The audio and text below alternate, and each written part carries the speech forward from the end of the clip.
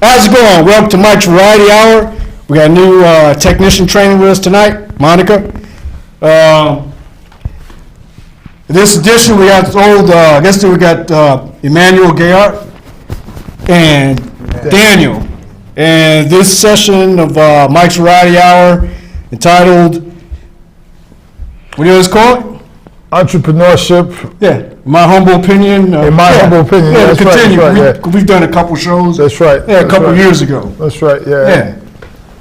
Yeah, I'm happy to be back. Yeah, Happy to be back. Brought a buddy with me, this is Daniel Clark.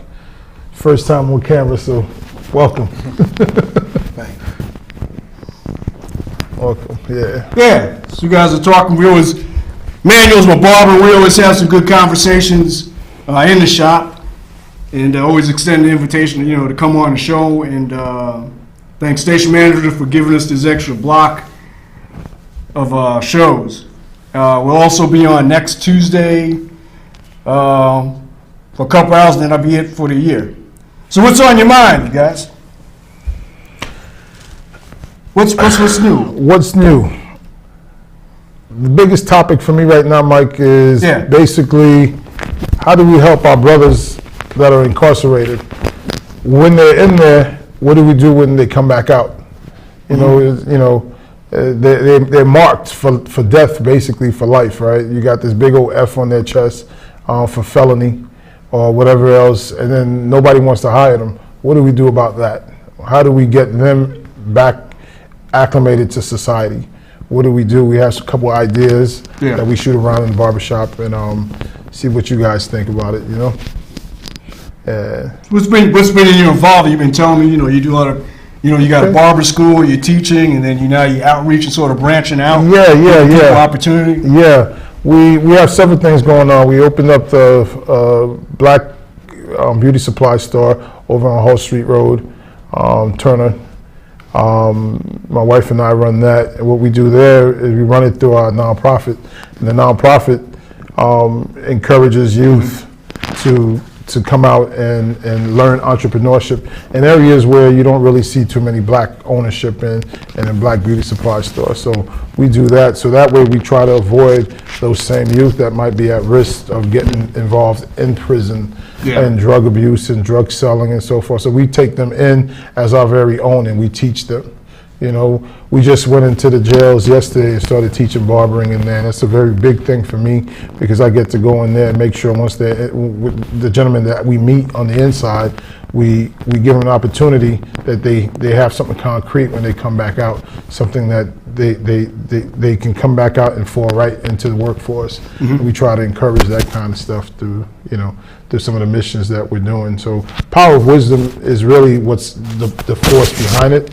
Power of Wisdom is our nonprofit, Power of Wisdom Incorporated. You can check us out on Weebly, Power of Wisdom Incorporated on Weebly.com. And it's pretty cool nonprofit trying to teach folks about entrepreneurship and setting up your own future. So what they say, you can't get a job, create your own job. That's how I see it. Yeah. Oh, okay. Yep. So yeah, I think it's a good thing, Okay. Yeah. So Janice, you're learning barbering at the shop? Yeah, I'm learning more than barbering though. Mr. E, that's what we call him. Mr. E teaches more than just barbering. He teaches you how to be a business owner. So. Yeah, one thing we found out is, and the lady at the jail said the same thing yesterday. These guys are entrepreneurs. They just have the wrong product. So entrepreneurship is literally what they do. So if we can teach them to take that entrepreneurial skill and put it towards something that's legal, 1, 2, that'll help them grow and still give them that creativity that they desire, we can do a whole lot, So I think that's one of the reasons entrepreneurship really, plus who's gonna do your background check if you're an entrepreneur? You set up the business, you don't need a background check. Who cares? Your past is your past. I don't know countless amount of people who are millionaires right now, black, white, and whatsoever that have a past, or their parents have a past, and don't nobody know the past. You know, they just see the riches now. Yeah. And they've done it through entrepreneurship. You know, set up companies and businesses, and nobody knows their past, and nobody cares really. You know, so What obstacles, people coming out of incarceration, they face, and what are real opportunities? I know entrepreneurship is great for everybody. Well, I'm gonna say from my experience in listening to the gentlemen and young ladies that have been incarcerated, some of the obstacles are going to be a lack of job experience, a lack of a time where the incarceration took place where they can't really say what they were doing. So a lack of training. And then folks are going to start judging them by their actions, their past actions. I mean, that makes sense for your own protection, but at the same time, I don't believe that one mistake should render you incapable of a future, So we have to teach entrepreneurship because, you build your own business and that business takes care of you and possibly grows to the point where it can take care of others. I've not been incarcerated, but I've been around a lot of great young fellas who've had a past. And, a past is no joke. And I just feel a second chance is something that they deserve. Third chance, even fourth chance, Yeah. That's in my humble opinion, of course. Hey, join us for a discussion tonight. You're watching Mike's Variety Hour. And this special edition, in my humble opinion, the call-in number is 915-5202. 915-5202. Give us a call and join the discussion. Yeah. Barbering is a great field for someone who's been incarcerated. After 9 months of actually being incarcerated, a person could literally change their whole life and have a career that will last forever. A career that can build into a future that's like amazing. So I think, what do you think, Daniel? Barbering is an amazing field. It can help you. I don't know what to say. The opportunity is there.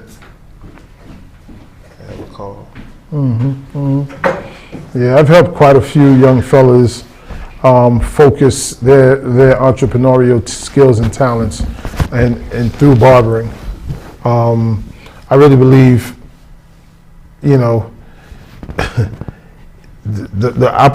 opportunity being presented when the person's finally ready for that opportunity, they'll grasp it and get it. And then I just want to have that open door for them. Yeah. In any way, shape, or form, whatever business that we decide to create. Okay.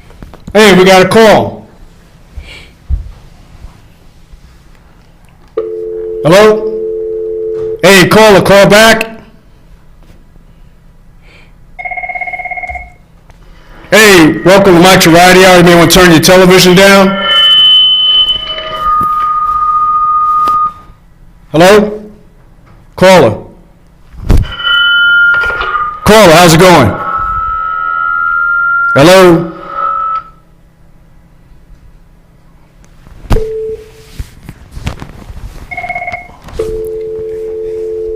Hello? Welcome to Mike's Variety Hour.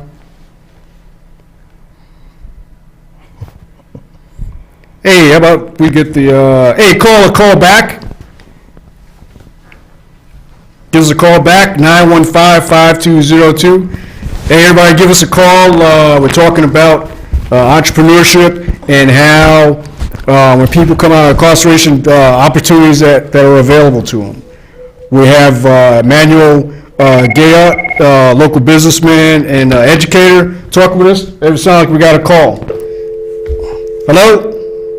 Yeah, we'll get it straight. Hey, call back. We'll get your question there. So you continue what you were saying. Yeah. What do you think, Dan? What do you think, Dan? About different opportunities for folks coming out the system? What would a person coming out the system need in order, what's some of the challenges? Yeah, most of the individuals I believe that come out of the system and so they basically just need wisdom. Oh, caller, please hold. They need knowledge, they need the information. If they don't have the information and know how to get to what they need to get to avoid all the barriers, it'll be a little bit tougher. I mean, if you don't know you have to get something, when you come to that obstacle, it's just gonna make you give up and go back and resort. If it's too tough for you to handle it or to do it, it's gonna make you resort back to your old ways. So basically, some we need people support. give up. Yeah, they give up. I mean, it's not saying that they're weak, but it's saying like some things are hard when you're already used to something else that's easy. People aren't told they have to have the time and patience to get it done. They're used to the right now. Most crimes are for the right now enjoyment. Hey, we'll try again. Caller. Hello? You guys talk. I'm going to give some assistance there. Yeah. They need they need to know how. They need business opportunities. They need something to supplement. You know what I mean? Supplement what they're trying to get away from. So. Yeah, I've seen fellas stress over fines. They know that if they don't get those fines paid up, fines as little as $50 a week, $2,500 a year that they have to come up with, and they just don't know how to get that money. The one source that they've been taught is an illegal source, you know. So it's just a trap to get them back into the situation, you know. So what I've learned to do is help to provide a different way, you know. Hello? Hey, call back. An introduction to different ways of getting things done. You know, there's so many ways to provide for your family and for yourself. And, you know, I think with patience, like you mentioned before, you get those fines taken care of, you find those circumstances, you build those opportunities in different ways. And I really believe that, you know, with patience, we can make some things happen, you know. Yeah, we can introduce different things to people, you know. Yeah. Yeah, so having opportunities for felons is the main thing that you need. Yeah. Just talking about go to a class, you know, pay a fine. These are all like liabilities to your pockets. You know what I mean? It's something that you don't need.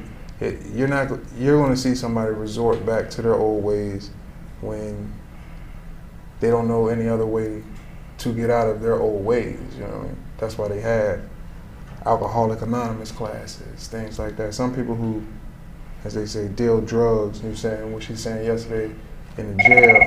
Some people who deal drugs, they don't know that they're businessmen. Hello? I mean, they know that they're businessmen, but it's like, Hello, caller? they don't put that same effort into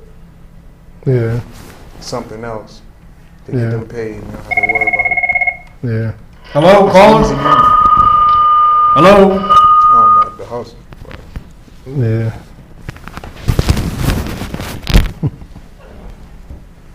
Yeah, I find it amazing. There's so many different options out here. Let's talk about some options that we've spoken about in the barbershop. Even on our way here, right? You get yourself a cargo van. You know, you drive that cargo van to a place like Lowe's, a place like Walmart. You take it to Sam's Club, and you hire yourself out for different opportunities. It's going to take some time, of course, and it's going to take some humbling for a person to go ahead and set up their business.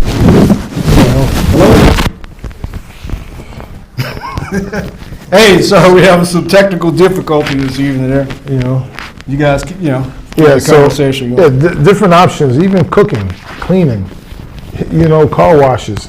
so many different opportunities out there, and I think if we just ring those bells, and once you teach a person how to build an opportunity for themselves, those opportunities they just can't stop seeing opportunities. Okay. Right now, I think through the different, I think our young black youth have been introduced to one opportunity. It's a quick opportunity. Most of the time it's selling drugs, robbery, other things that are immoral, and I think if we introduce them to other opportunities and show them the possibilities of within those possibilities, within those opportunities, they'll see the possibility for a brighter future for themselves. It's not, get everybody, of course, but there's some people that's tired of that in and out. Yeah.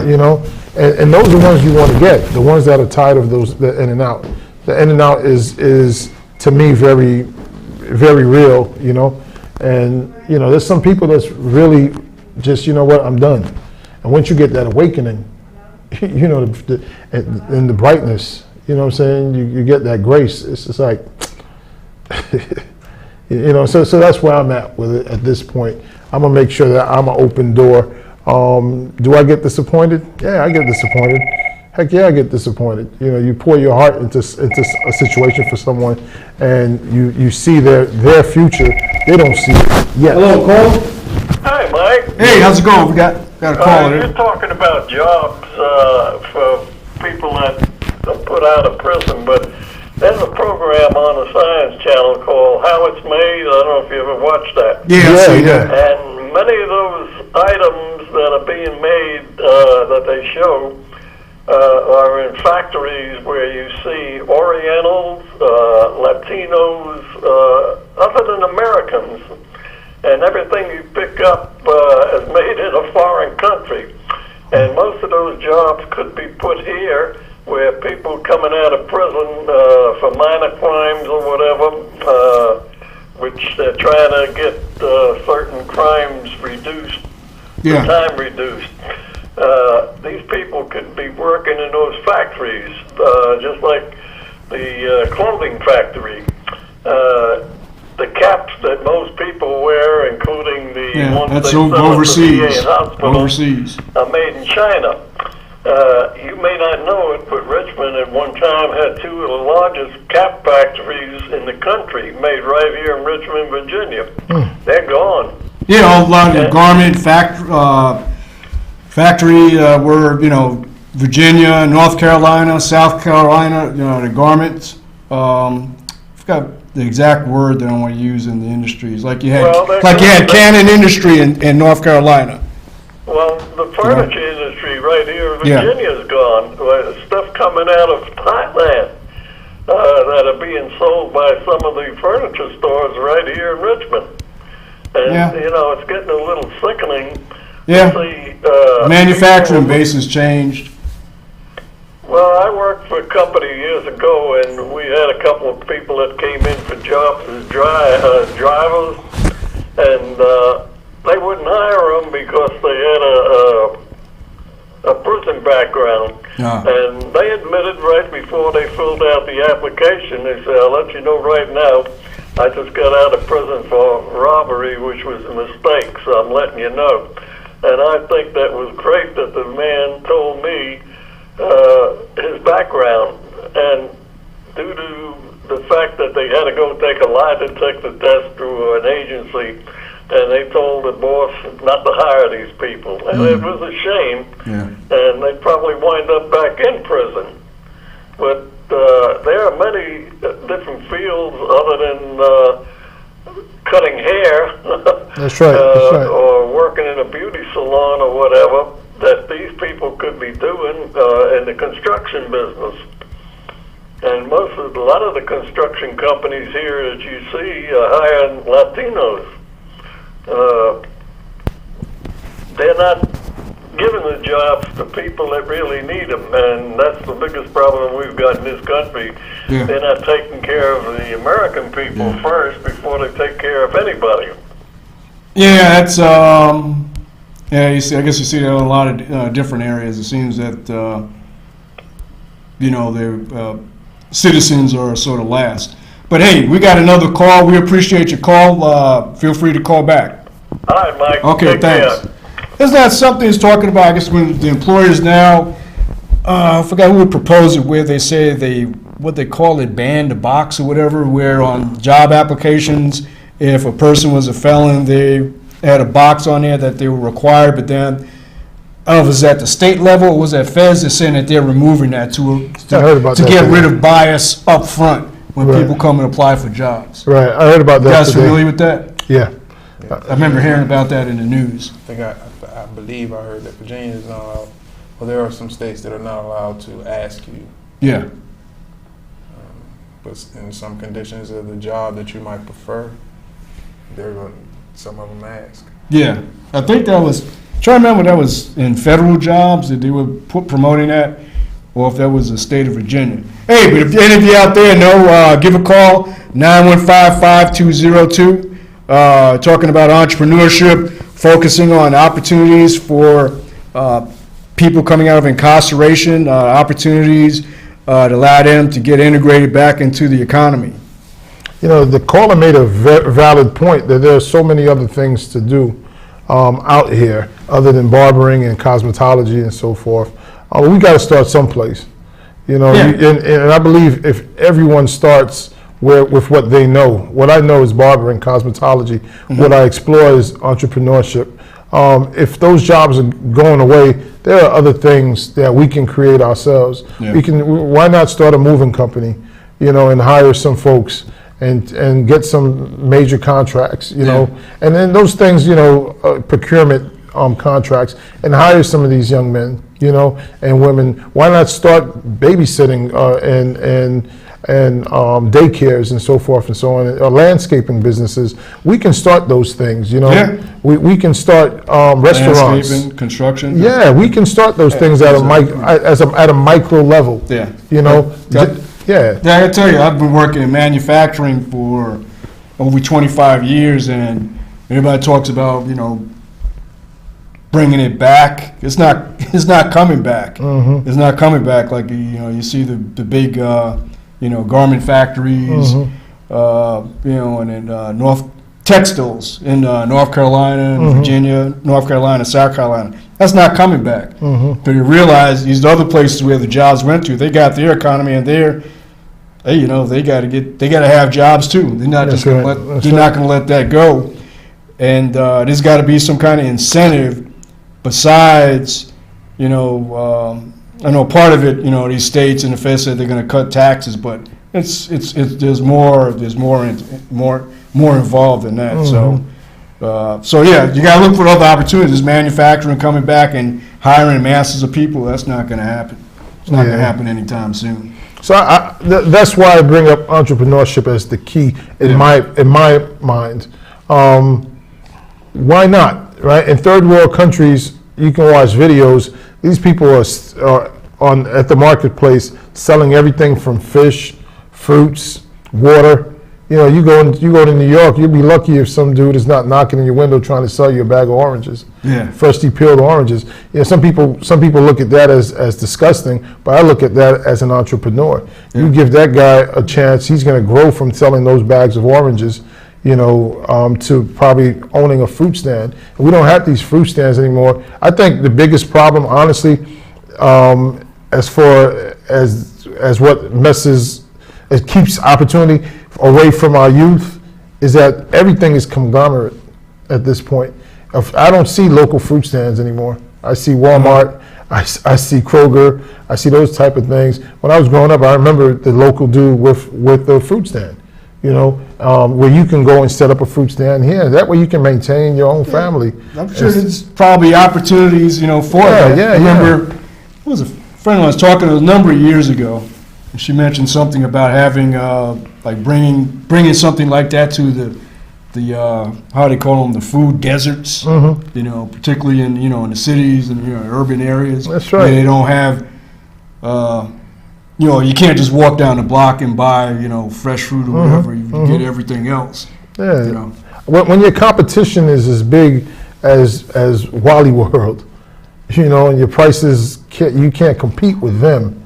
You know. I go there. I mean. Yeah, no, I'd go there too, but cheap stuff cheap. And right. But if I had an option to help someone support his family, and at least introduce. I think what we're missing is an introduction. I think entrepreneurship is great, but if you don't have the options of what kind of businesses a person could build, I think that's where it is. You know, just a spark. You know what I mean, Daniel? Just like there's a possibility here. There's a possibility to jog somebody's creative style. You know what I'm saying? Side. You know, if we can all get together and find ways and say, did you know you can do this? Did you know you can do that? I mean, we're stuck in just the like my man on the phone said, barbering, cosmetology. And what happens when that gets saturated? You know what I'm saying? What else is there? You know, there's so many different things a person could do. All the dirty jobs that are out there, are we going to do that? Are we going to go out there and clean gutters? You know what I'm saying? Set up a company like that, you know? Not to take away from barbering or hairstyling, because it can go so much bigger than just your local barber shop. You know, so no matter if anyone can't downplay it, because everyone goes to the barber shop, or everyone gets their hair cut at least once a month. Every 6 months, a kid came in there. She said she ain't cut her children's hair in 6 months. It's okay though. But someone will get their hair cut. You can go to a barber shop. When you go to a barber shop, you feel more relaxed. It's like you're. So don't deny the small stuff. Yeah, I mean, a barber shop.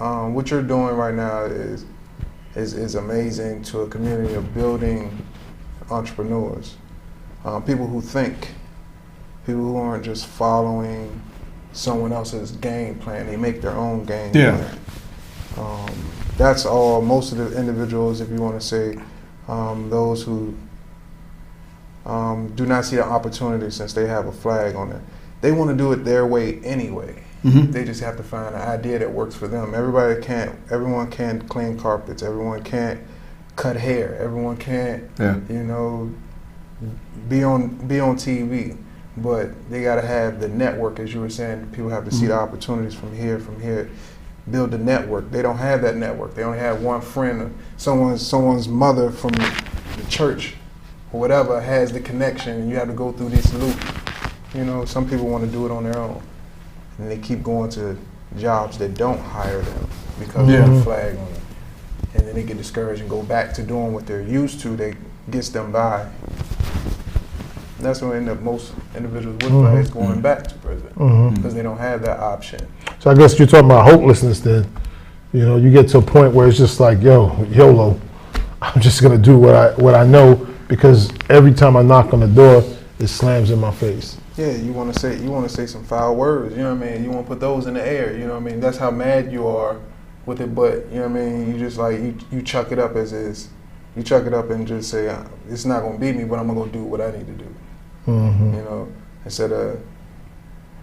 So of course now we're being empathetic, going into that mind, and just wondering and playing around in that head and saying, what is going on in that head, and why aren't you doing what you know you're supposed to do? What's in your way? You know what I'm saying? And then let's see, not being sympathetic to it, but empathetic and just trying to understand it. You know what I mean, Mike? Yeah, just to see where this person is and why they're there, you know? I think most people's comfort zone. They're scared to step out of that box that everyone knows them in. People know me as this, people know me as that. And if you do anything else, somebody, you try to redefine yourself, but you know, like they say, you are who you hang with. You keep going in the barbershop, you're going to get your hair cut. There you go. Oh wow. You keep going somewhere, you're going to end up sticking to it. You keep hanging around the same friends, you're going to expect the same results unless they're on the same chain you're on. Yeah. And you can't get richer if you keep hanging around broke people. And that's mentally broke, financially broke, you know, emotionally broke. So you're talking about renewing of the mind, Mike? Yeah. You got to renew the mind, and nothing better. You know, Rich Dad Poor Dad, Kawasaki said, once you learn to see opportunities, you don't ever stop seeing them again. You can see opportunity in everything. And I think if we look through a wider lens, we start seeing more and more opportunities. Yeah, I guess key is being prepared when opportunities come in front of you. Yeah. Hey, you're watching Mike's Variety Hour. This edition we have is called, in my humble opinion, guests, Emmanuel and Daniel, were talking about entrepreneurship and how, what opportunities for people who've been previously incarcerated, how do we integrate them back into the economy? Talking about opportunities for them. Call us, 915-5202, and join the conversation. If any of you out there have been in that situation, talk about the obstacles, success that you had, or if you know somebody, their story, give us a call and share it. Maybe you have some tips for us and that you'd like to share with the Richmond audience. Call us, 915-5202. Let me ask as well, we're talking about opportunities. You want another call, talked about bringing back jobs or factories, overseas, people coming across the border, working in, jobs, factories here. Everything that's going on, we got the presidential election thing coming up. You think any of that has any bearing on that, the local level or federal level, anybody talking about that? I'll be honest, Mike, I've not heard anything concrete for those who need it. Yeah. I heard a pastor, actually Roland Martin, I heard him speak about it to a pastor this week, a local pastor as a matter of fact. But what he had to say was, black people in America gets their wealth through home ownership. Mm-hmm. So that means we have to get more home ownership. Okay. When he's talking about wealth in terms of liquid wealth building, basically. Yeah, I was wondering about that because home ownership is kind of illiquid. You just can't, you build equity in your home with it, but you just can't sell it. You just can't sell a home, right. To buy something, to buy a business or get started. Well, actually you can. You can. If you dip into, and I have family who have done it, you get into that equity, take a chunk out of that, and have a real good business plan, and put those funds, your own cash, into your own business. It's so difficult to get a loan.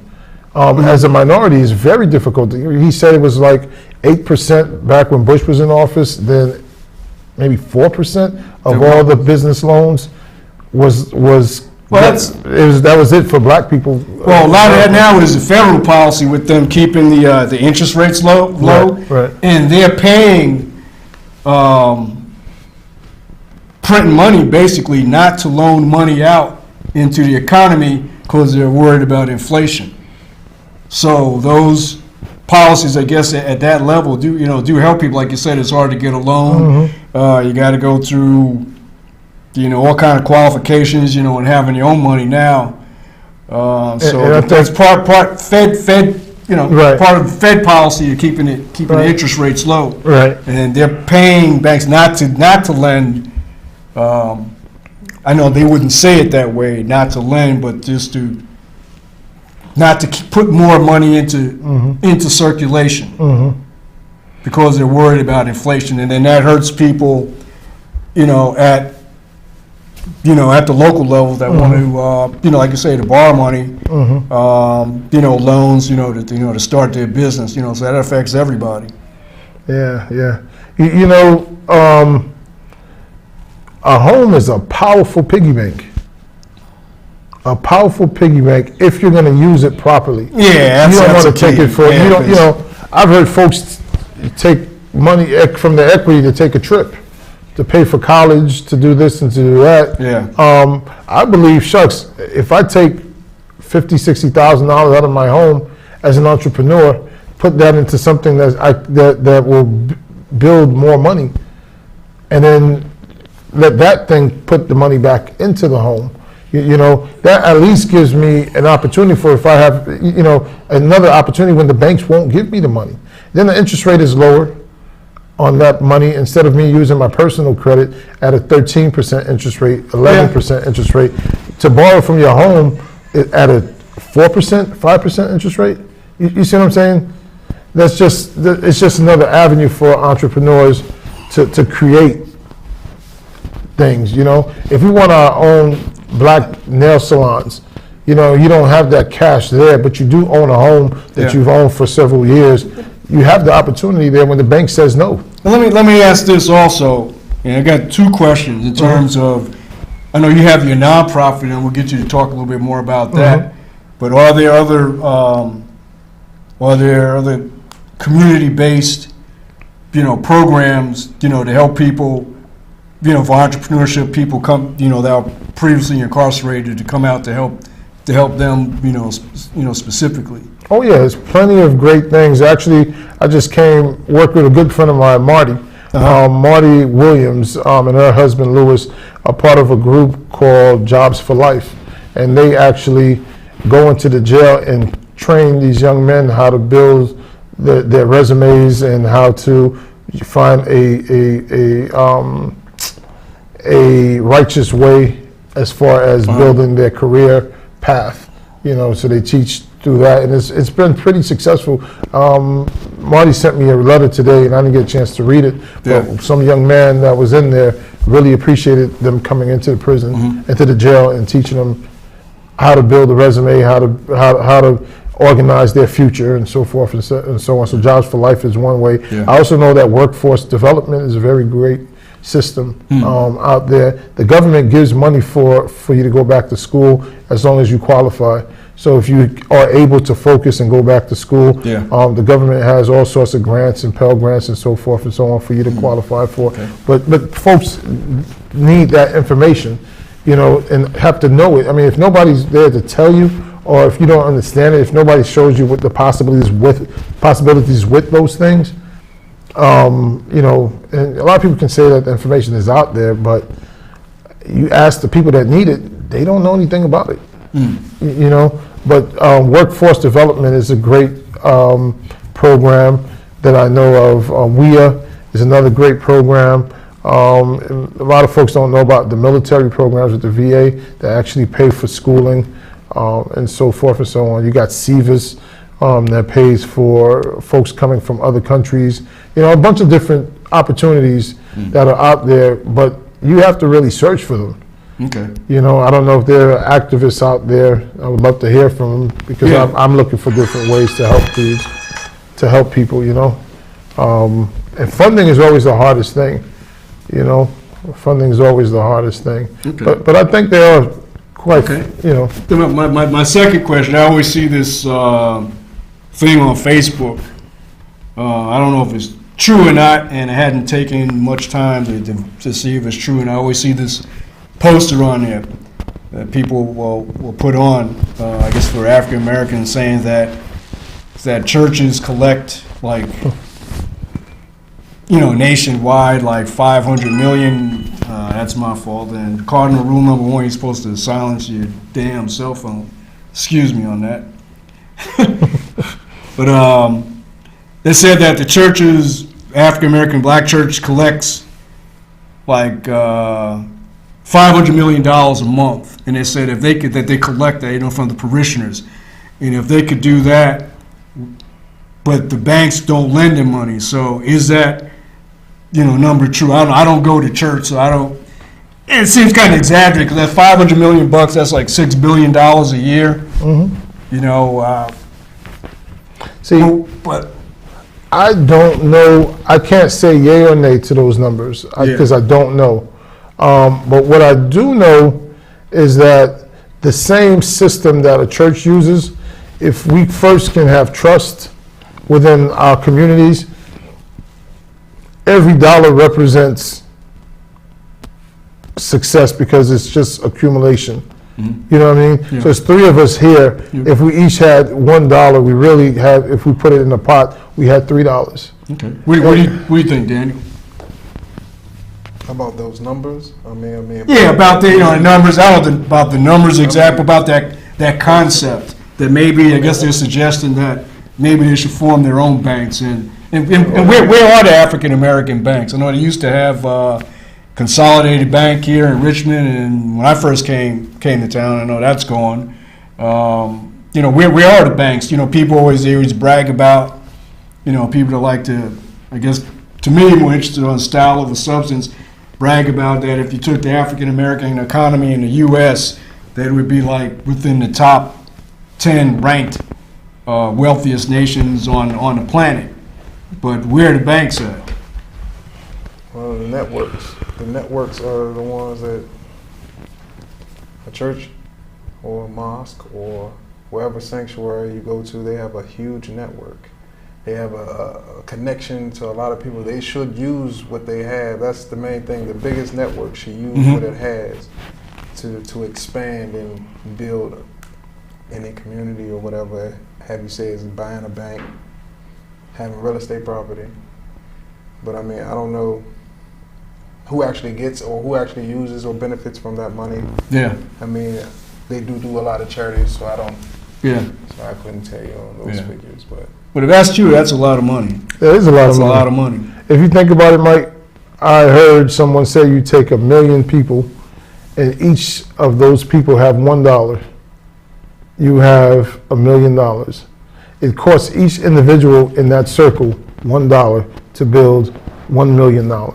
You take the best 5 business plans within that million people, and you divide that $1 million to give each one of those 5 individuals $200,000. You can employ and build 5 successful businesses with successful business plans every single day that you organize 1 million people with $1. Yeah, I like that concept. I'd like to have less than 1 million people. That's kind of. Yeah, I mean, I know the concept wise. right, Yeah. right. I mean, you can do. Logistic wise. One of the things I want to do, one of the things I would love to do is let's get 100 people at $1,000, and take that money and put it towards a business plan. Yeah. And create. So now each individual only spent $1,000, but you have 100,000. Yeah. That can go towards a business. So we talk about accumulation and taking a bunch of hands together and making the business work. Yeah. Those individuals will become shareholders at this point towards a winning business plan. The wealth is there in the black community. Yeah. Yeah. I spoke to someone last night about the wealth in the black community, saying if we valued every single dollar bill, like the credit card company values, the dime that they charge you per dollar in your interest, right? And that accumulates and they become millionaires and billionaires off of that stuff. So why can't we get our people together and first learn to trust, 2, be transparent, and 3, build together? Yeah, I think a lot of that also, I think it's just basic education about how does money work. Yeah, exactly. What is it? If you got interest rate at, the bank is giving you, right now they ain't paying you crap. If they were giving you 1%, versus, when taking that money and investing it, into some business that's going to generate some cash flow, or it's going to have some growth, appreciation of your capital. Those type things. I've heard of microfinancing, and microfinancing is amazing. In my culture, my people are from Haiti, and all my businesses in the very beginning started with something called susu, where you take a pot. Like I said earlier, there's 3 of us in here. Yeah. We each need $3, and we only make $1 per week. Well, this week I'll have $3. Next week you have $3. Next week you have $3. So then we each have the $3. It just takes us 3 weeks to get there, And so if we take that same concept, my first business, I saved up literally $100 every single week for 52 weeks. And that's how I opened up my first business. That's when I understood the power of $100. So $100 pair of shoes just didn't mean as much to me because I understood. If I was just patient with that $100, that in 52 weeks I would have $100, So those are all the different ways that I've learned, the power of money. Shucks, you take $1 bill, and this is an important concept. I spoke to Daniel about this yesterday. right? Dollar bill is the most powerful bill that's out there because it's just changed from a 20. If you check this concept out, right, you have a $20 bill and you break it, you're going to end up with some singles. Yeah. Treat those singles as change. Put that change aside and make sure you don't spend your wealth, which is going to be that single dollar bill. I mean, women throw their lives away and their dignity away for that $1 bill and claim they pay college with that $1 bill. I mean, I hate to put it out there like that. You feel me, Daniel? But that dollar bill is powerful. If you take a $20 bill and you buy something for $1, you're going to end up with $4 to put towards savings. Yeah. So now you have $4. Tomorrow you need to buy something, and that costs $2, and you break another 20, and they give you $3 more to put into savings. So that's what, 4 plus 3, that's $7 in less than 2 days that you can put towards savings. Yeah, and you got to put that savings someplace where it's going to work and generate exactly something for you. So the value in the dollar, I mean, who goes to the dollar store and buy and spend only $1? The dollar store sees the value in that $1 bill. And that's how powerful that $1 bill is, to the point where they open up a store and sell you everything in there at the price of $1. And if you sell each item just $1, you know, that's wow, that's amazing. So yeah, we have a lot of money in the black community, but it's just a little bit of money at a time. Let's get back to this. You know, you got a beauty supply store. Yeah. And you know, there's billions of dollars spent in the African American community on beauty supplies, you know, in a year. But you know, I guess it's rare, you know, that you see, you know, a store owned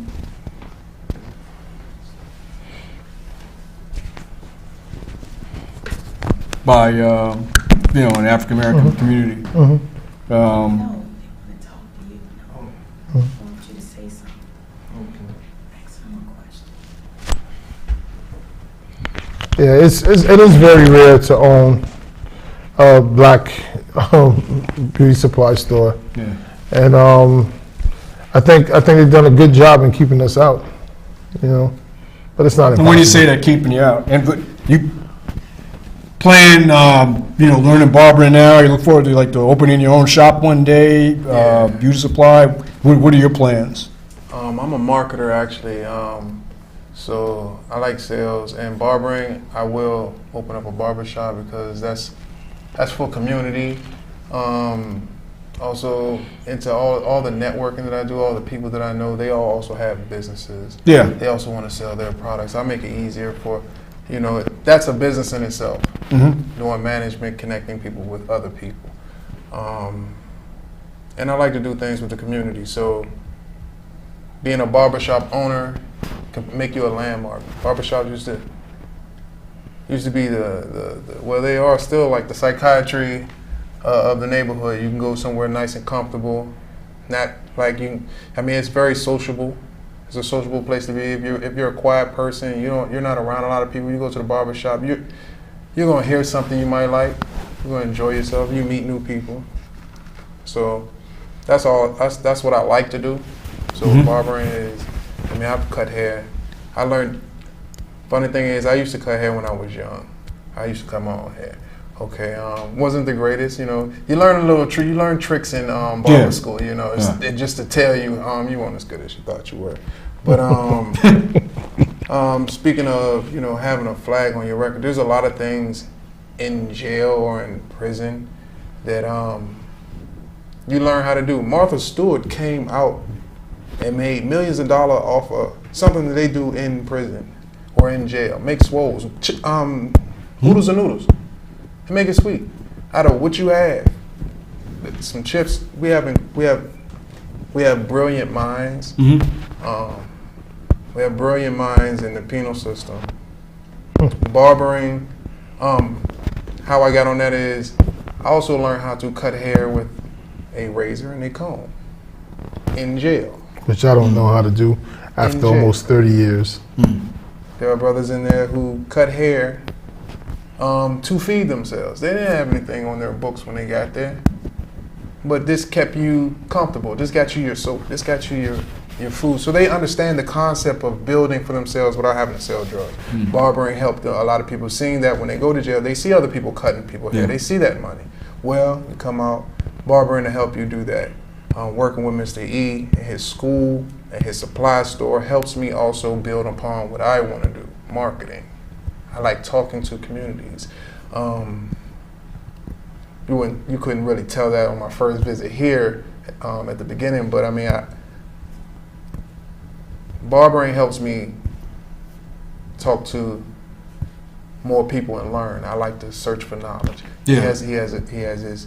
You said you were going to talk about the nonprofit Power of Wisdom. That's very important. Having Power of Wisdom. Barbershops can supply that to young men who don't have that at home. You know, they come in there and get their hair cut. You can whisper a word of encouragement, or they can hear something from someone older and see a representative of a grown man.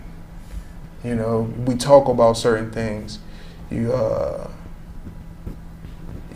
correct them when they come in there. Some, someone just old enough to handle their own business, but you still put a word of wisdom in their head. Yeah. Barbershops can do that. Yeah. Without feeling pressuring or anything. You walk in a barbershop, I don't care. You can feel like the man all you want, but the fellas are in here. You know what I mean? Like, the fellas in here, even the ladies, when they go get their hair done, the girls are in here. We can sit back and talk about whatever. Do whatever. This is your time to talk to this person, help someone. You can help someone, connect someone with somebody.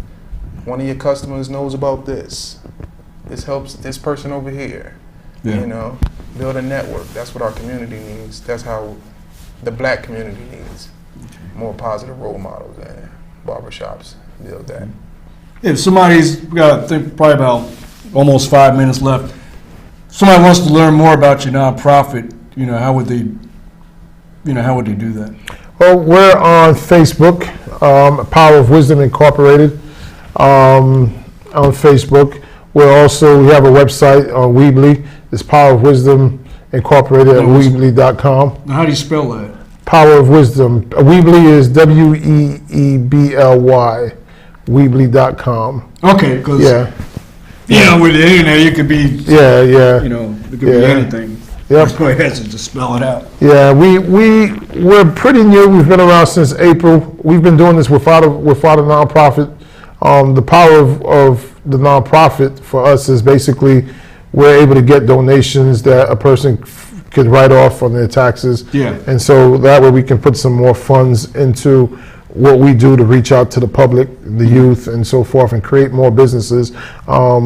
Social entrepreneurship is something that I find to be really big, where we can create businesses. I don't care what the business is, as long as I can hire some youth and teach them righteousness and hire them to do something righteous and earn funds.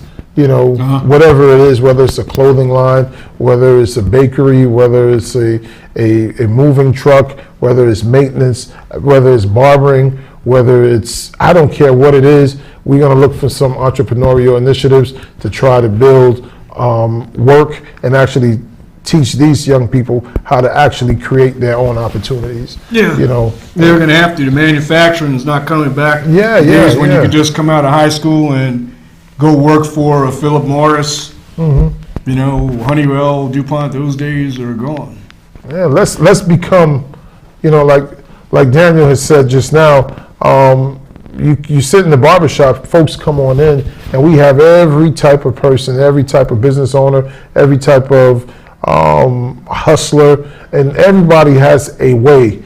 So at the barbershop, you get to pick somebody's brain, they get to pick your brain, and then you show those opportunities. And the biggest part that we miss out in the barbershop is how to, we talk, but how about financing? If the banks aren't lending, how do we get this thing done?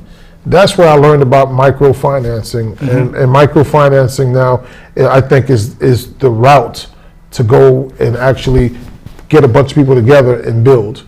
Microfinancing, and I think if you go on YouTube and just type in microfinancing, go on YouTube, type in social entrepreneurship, social enterprise, those type of things, B corporations, how to start them. I think we can find ways to make money and at the same time help other people. And that's what my plan is for our nonprofit. The first business in our nonprofit is Edify Beauty Supply. The second business we're working on is probably maybe we start a cookie shop. Why not start a cookie shop? Find the best recipes, bake cookies, have a shop, hire nothing but, if I need to, I'll hire all felons. Yeah. I'll hire all felons. I don't know a thing about baking cookies, but I do know that if I have the opportunity to hire someone, that person may stay out the street. Yeah. And possibly teach that person how to bake their own Yeah, cookies. and people eat them. franchise out. There's some place, a friend of mine told me there's some place around VCU, that's all they do. That's it. just Stay cookies. open all night and Yep. they got a market right there. Yeah, But, so, why yeah, not, right? ideas. Why not? And there's plenty of ideas. There's no more shoe shining shops. What happened to that, right? And people throw away their shoes when it's done. Why not bring that back? Coming soon. You know what I'm saying? I think there's a whole lot of stuff that's out here that we're ignoring. I think, again, this is the weirdest thing I've said tonight, and Daniel, you heard this before. I think college really became a detriment because we stopped thinking. And not saying that college is bad, I'm just saying that there's more. And there's other they things. got other things to worry about. Right. Of course, I gotta say that they all you're worrying about is safe spaces because they're being offended or something. They're missing the boat. Yeah. They gotta join the real world. Yeah, this stuff is real. There's so much out here to do. Pick up a broom and sweep. Become a cleaner. I got a guy, man, that comes and visits us at the shop all day long, huh? And he sits with us. And this dude owns a cleaning company and is working towards becoming a millionaire. Yeah. If not a millionaire yet, he's the humblest dude I know. Yeah. And he visits us every single day, and all he does is swing a broom and a mop. Yeah. Why can't we, as a black community, see that there's importance in there? Make that $1 million at a time and be okay with that dollar at a time. Yeah. A lot of it, I think, is like style over substance, but too many people want to show off. Let's wash some windows, got Mike. nothing, but we got a couple minutes left. Danny, what are your words in closing? We just got like a minute left. Okay. Visit Edify Barber Academy. Shop at black-owned businesses. For example, Edify Barber Supply. Edify Supply.